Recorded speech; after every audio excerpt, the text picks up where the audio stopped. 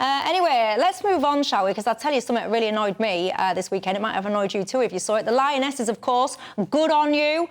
Brilliant game. Unfortunately, we didn't win. What's not to love, though? All these girls, they're at top of their game, smashing it out the park, role models to everyone, but people can't help but complain. Listen. The only thing I would say about this picture here, what jumps out of you is that this doesn't sort of represent diverse Britain. It's all these blonde, blue-eyed girls, and, you know, I wish them well, but I do think we need to ask ourselves questions about why is it that we've got, it has a lack of diversity. Oh, it really annoyed me, not least, by the way, because one of those girls on that picture, I'm sure she was mixed race if my eyes do not deceive me. Anyway, it got me thinking, right, I cannot imagine a scenario, because you also had Sadiq Khan's office there were under fire as well this weekend, because they had a picture of a white family, and under one of their style and brand guides, basically, they had a heading which says, does not represent a real London family. I do not believe, Alex Dean, that you would be able to say this about any other collection of societies. So I think if I can just bring a graphic up, I've got the Team GB, one of the relay teams. Can I get this graphic up? You've got, can I get this graphic? Yeah, there you go. So you've got 4 ladies there representing Team GB, very athletic ladies, all black. You would never be able to look at that picture and say, brilliant team, but they've all got brown hair and brown eyes. That doesn't really represent Britain. It's not a role model to my children. You'd never rightly be able to say that. So why can you say it in this context? Yeah, I thought that they were disappointing and quite bizarre comments about our football team, because I think people should be selected on merit. I look at the success of our athletes at the World Championships, and I'm really proud of our British athletes doing well, and the fact that they happen to be black, I couldn't care less about. I equally couldn't care less about the fact that our women's football team happen largely to be white. And it's very peculiar. People don't tend to look at the Japanese rugby team and say, you know, why are they all Japanese? I mean, so I just think it's absolutely peculiar that people take this perspective. On the Mayor Khan thing, of course, on the one hand, you've got to be fair. Sadiq Khan didn't say that, right? It was someone in his office that said this and put it. You know, these are not real Londoners.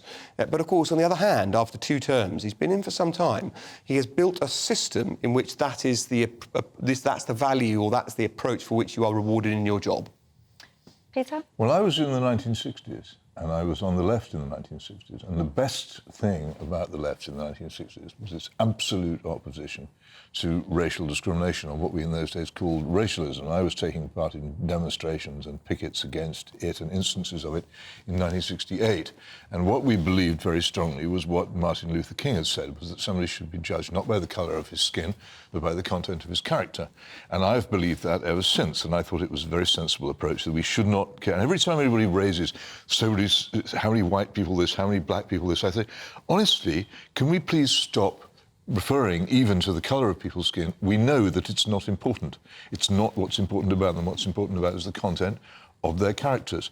And I'm sick of it. And the thing that happened in this country, actually in the early part of the 21st century, particularly after the Macpherson report, was that the left, which I no longer belong to now, began to take a different view. It started to actually begin to say that it didn't want the colour blindness which we had fought for in the 1960s.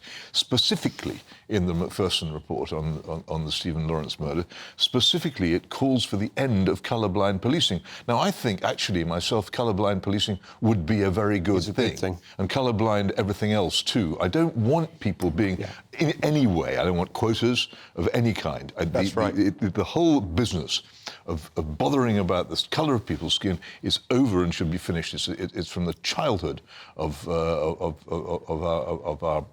our civilization, and it's time we stop doing it. It doesn't matter which way it goes. I'm sick of it. 30 seconds from you. I'll tell you why that's right. We've spent decades telling people that it doesn't matter whether you're black or white. It doesn't matter whether you're born a boy or a girl. You can do, if you work hard enough and you have the right values, then you can achieve great things. And for the first time, we've decided to go back on those values and say That's wrong. It does matter what colour your skin is. It does matter whether you've had privilege or not, and you can never escape it. You'll always be judged for it. It's not progress. Well, just stop trying to divide us. That's what I say. And a lot of people that say that they're anti-racist, if you ask me, they're some of the biggest racists that actually go. My final thought on that is if you are a parent that teaches their children they can only achieve something if somebody else that looks like them has done the same, I think, quite frankly, you need to up your parenting skills, if you ask me. Anyway, look, time flies. People still outraged about everything that I said earlier on. Someone on Twitter, I've forgotten your name, you're saying that the intelligent among society disagree with the death penalty. Those that agree with it are lacking intellect. I say you're a snob, an educational snob. I would urge the